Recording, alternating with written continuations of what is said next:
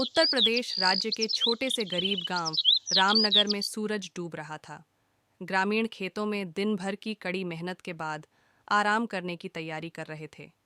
उनमें राम नाम का एक आदमी था, एक गरीब किसान जो अपनी पत्नी और 3 बच्चों के साथ एक छोटी सी मिट्टी की झोपड़ी में रहता था।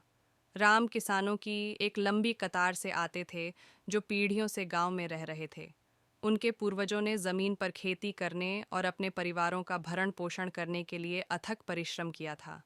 हालांकि हर गुजरती पीढ़ी के साथ भूमि कम उपजाऊ होती गई और उनकी फसलों की उपज कम हो गई।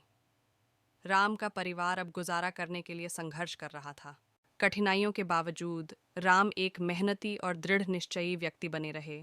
वह प्रतिदिन सुबह होने से पहले उठकर खेतों की ओर जाता था। शाम को खेतों में लौटने से पहले वह घर के कामों में अपनी पत्नी की मदद करने के लिए घर आता था। उनकी फसलों से होने वाली अल्प आय बमुश्किल परिवार का भरण पोषण करने के लिए पर्याप्त थी। उनकी अन्य ज़रूरतों को पूरा करने की तो बात ही छोड़ दें। राम की पत्नी सीता एक दयालु और प्यार करने वाली महिला थीं, जो अपने पति के साथ खेतों में काम करती थीं। थोड़े अतिरिक्त पैसे कमाने के लिए उसने गांव में छोटी मोटी नौकरियां भी कीं।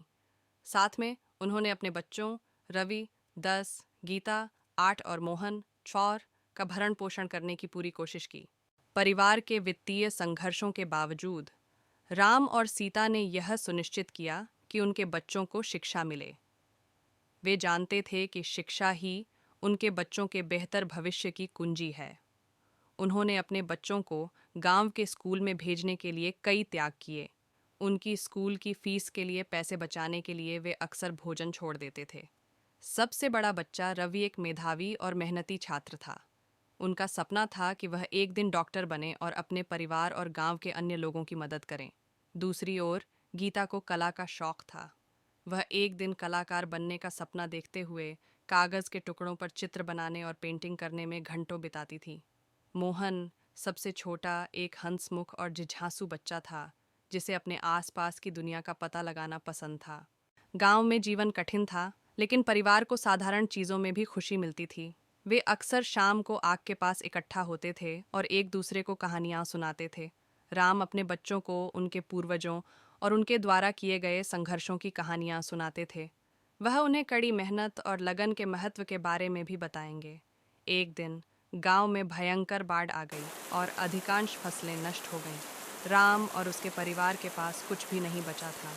उन्हें भोजन और आश्रय के लिए अपने पड़ोसियों की दया पर निर्भर रहने के लिए मजबूर होना पड़ा।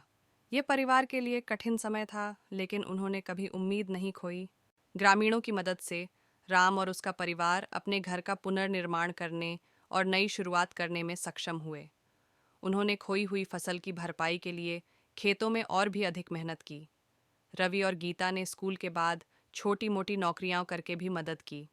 उनके दृढ़ संकल्प और कड़ी मेहनत से परिवार फिर से अपने पैरों पर खड़ा हो सका। साल बीतते गए और रवि और गीता बड़े होकर अपने सपने पूरे करने लगे। रवि डॉक्टर बन गए और गीता आर्टिस्ट। वे अपने परिवार को बेहतर जीवन प्रदान करने और अपने समुदाय को वापस लौटाने में सक्षम थे। Which story did you like? Tell us in the comment box and like and share. Don't forget to subscribe to our story.